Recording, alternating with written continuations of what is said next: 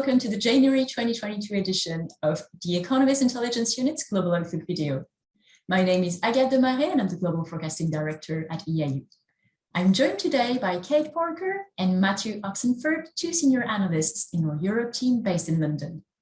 Today, we're going to discuss Europe-focused topics, what the new German government means for the EU and the rest of the world, and also we're going to have a primer on our thoughts on the French 2022 presidential election.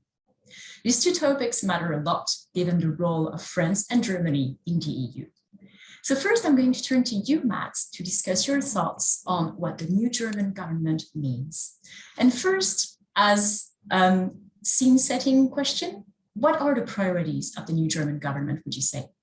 Well, thanks, Agathe. I think obviously the first big priority for the government is going to have to be managing the pandemic, especially with Omicron. And the new incoming health secretary has been very hawkish on new restrictions. So we can expect more restrictions to come in and remain in place throughout the winter in response to Omicron. Longer term, the real key around this coalition has been the issue of increased investment, primarily in infrastructure, particularly around decarbonization, befitting the Greens perspective or the Greens presence in the coalition, but also in the construction sector and technology and digitization, where Germany has fallen behind some of its European peers in recent years. There's going to be some pushes towards more liberal social policy, particularly in areas around cannabis legalization, abortion, asylum and refugee laws, all of which seem like they're going to be more liberalized in the next couple of years, although the upper house of parliament is still dominated by the CDU, which is more conservative and might limit progress in these areas. But fiscally, there's going to be a much more limited progress because of both of the constitutionally mandated debt brake that limits overall borrowing to a minuscule percentage of GDP, excepting the past 2 years when the emergency COVID measures have been in place, but also by the presence of the liberal Free Democratic Party, or FDP, who are very pro-business, very hawkish on fiscal policy and have insisted on no new taxes. This means a lot of the investment is probably going to be off balance sheet in vehicles such as the German investment bank KfW. Disagreements over spending are probably going to be the main source of friction in this new coalition, but there's really something for everyone in this agreement, and that's going to allow it to function relatively smoothly over the next couple of years. And moving from the domestic topics to foreign policy, especially on Russia and China, can we expect any changes with the new German government? Overall, Germany's policy is going to be strongly internationalist. China is becoming an increasing area of concern, both with the US and the rest of the NATO alliance, and the new government is moving in that direction as well. There's language in the coalition agreement to reduce strategic dependency on China, which will also benefit German companies in areas like semiconductor manufacturing. On Russia, the SPD, the lead partner in this coalition, has generally been more dovish in the past, but both of its coalition partners, the FDP and the Greens, have been very hawkish, and the Greens control the foreign ministry, suggesting that there may be more hawkish language towards Russia. The recent delay of Nord Stream 2, the pipeline linking Russia to Germany, providing natural gas, is likely to provide an early test of the German government's commitment to taking a more hawkish line on Russia. The big sort of sticking point issue around transatlantic cooperation with Germany, greater defense contributions, is likely to remain more or less in place. Greater defense contributions from Germany are pretty unlikely. But overall, we can expect a broadly centrist, consensus-oriented policymaking environment to continue, even more so in foreign policy than in domestic policy.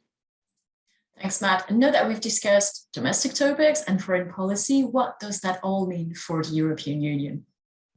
Well, all of the parties in the coalition are very much strongly European, strongly internationalist. There are some questions about the future of the current European Commission President, Ursula von der Leyen, who's been a stalwart of the outgoing CDU party, but otherwise Germany's place within Europe will be relatively similar. There's been some tougher language by the new coalition around rule breakers, particularly the issues around Poland and Hungary over rule of law. And then there's also the fiscal issue, where Germany's commitment to fiscal rules within the bloc is expected to remain in place, particularly at this insistence of the FDP, most likely from 2023, again, as COVID restrictions are lifted. But really, you just have to understand that many of the issues between Germany and the rest of the bloc around issues as diverse as energy security, spending, representation, and decision-making processes are really structural features of the EU at this point and are going to persist throughout this government's term and beyond. Thanks a lot, Matt. I'm going to turn to Kate now for a primer of the 2022 election in France. So Kate, as a first question, we've long been saying that the current president, Emmanuel Macron, would win a second term in April next year. Is that forecast still our forecast? Broadly speaking, yes. The polls still show that he has a significant lead over his nearest rivals in terms of voting intentions. He's been pretty steadily polling around 25%. And there are lots of other candidates who poll between about 8% and 18%. But the polls indicate that there is pretty significant space between Macron and his nearest rivals. However, we do need to qualify that. There are still 4 months to go before the presidential election, and a lot can happen between now and then. I was looking at the back at the polls 4 months before the last presidential election, and Macron was trailing. A lot of people sort of doubted that he would pose a real credible chance of winning the presidency. We also need to remember this very fragmented political landscape. There are lots of candidates ranging from the far left to the far right, and 25% of voting intentions is hardly a ringing endorsement for Macron. He's alienated a lot of people who voted for him last time round, so it's not beyond the realms of the possible that someone could actually close the gap with him. A lot will also depend on the election campaigns themselves, which haven't really kicked off, and will only do so really in earnest after Christmas. And also how the candidates perform in a series of televised debates, and Macron tends to perform very well in these.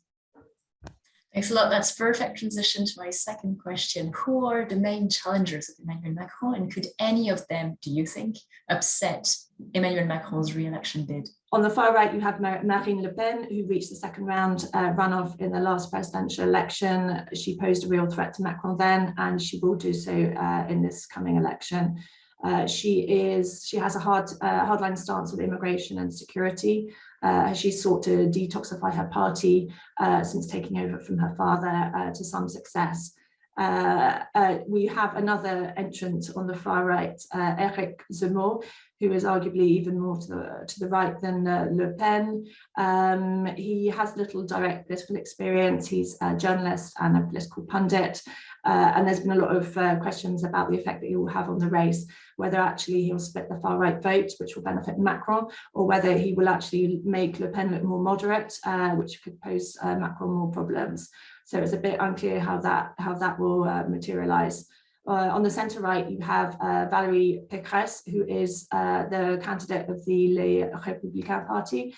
She's recently been elected in their party primary. Her biggest strength is also her biggest weakness in terms of she's competing for the same vote essentially as Macron. So if lots of people are frustrated with how he has done in the last 5 years, she could really benefit. But yeah, I think she's rising in the polls, so she could also pose a challenge. On the left, it's very divided. You have on the far left, Jean-Luc Mélenchon, and then you have two candidates on the centre left. You have the Green Party candidate Yannick Jadot, and you have Anne Hidalgo, who is the candidate of the Socialist Party. Now, the problem is that if you add the voting intentions for all three, you have a candidate who could pose a real threat. But the problem is that the three of them don't want to unite and field one single candidate. So I think what will happen on the left is that all three will run and they will all poll between 8 and 10% of the vote, but I don't think any of them will get through to the second round runoff. You mentioned topics. What topics do you think are going to dominate the campaign for the election? And do you think that the next president will be able to make any progress on any of these issues? Two really good questions. I think that the campaign itself will be dominated by a number of themes. Firstly, immigration and security, and second, standard of living and rising costs for households. A lot of the main candidates will say similar things, and there'll be similar proposals. There'll be a lot of talk about easing the tax burden, which is high in France, both for businesses and households. Great measures to expand financial support and focus on job creation to bring down unemployment, which has been high for some years in France. And in terms of making progress on any of these, I think it's I think obviously the outcome of the presidential election is really important, but something that is very much sort of overlooked is the impact of the outcome of the parliamentary election, which is held at around the same time. So Macron has benefited from a huge working majority during his current term in office. Assuming he wins the presidential election, it is highly likely that his party at best will have a much weakened majority, but it may lose its majority altogether. So it's very possible that if Macron wins, he might face a situation that he finds it much more difficult to secure support for his reform proposals, some of which have been very difficult to pass, even with a huge working majority.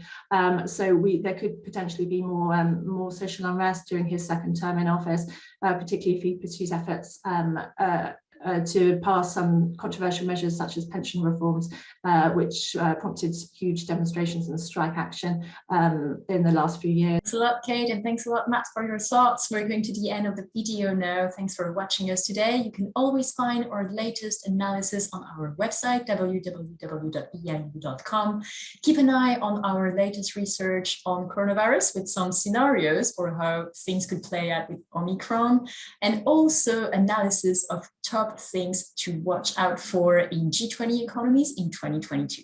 You can also follow us on social media, on Twitter, for instance, and also find our latest analysis on other social media platforms. Thanks for watching us today. Stay safe. Goodbye.